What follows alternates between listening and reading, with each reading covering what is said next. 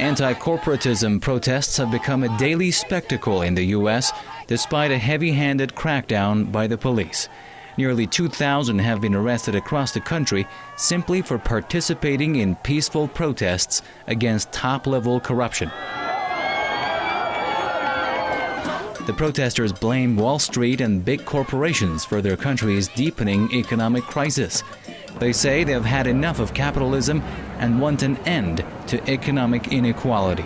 Capitalism is a cancer, and it's a pathology, it's a sickness. The protesters say they represent 99% of Americans, mainly the middle class. What I would say is that people are incredibly eager to put questions of economic inequality back on the table in a way that is acceptable to 99% of the American people. They believe their lives have been negatively affected by the 1% of Americans who have accumulated huge wealth by means of corporatism.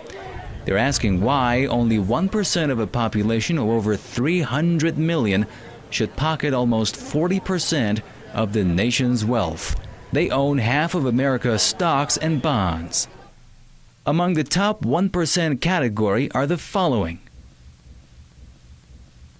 Warren Buffett, worth $39 billion. Charles Koch, $25 billion.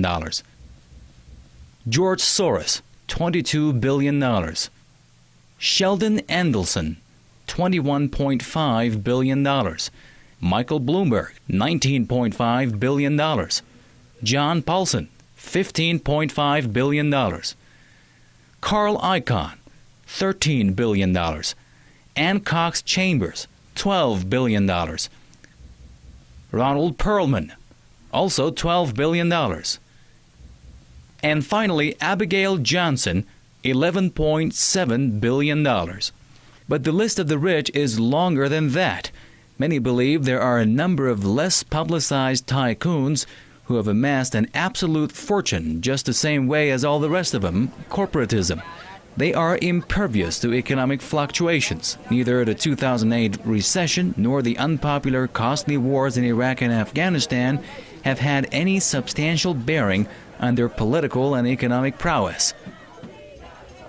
And they all live in the United States of America, a country some analysts say is ruled by big corporations. They say the economic woes of the U.S. will worsen even further unless the American public stands up against the two-party system and picks up a multi-party system that can make real changes and restore the fundamental tenets of democracy in the country.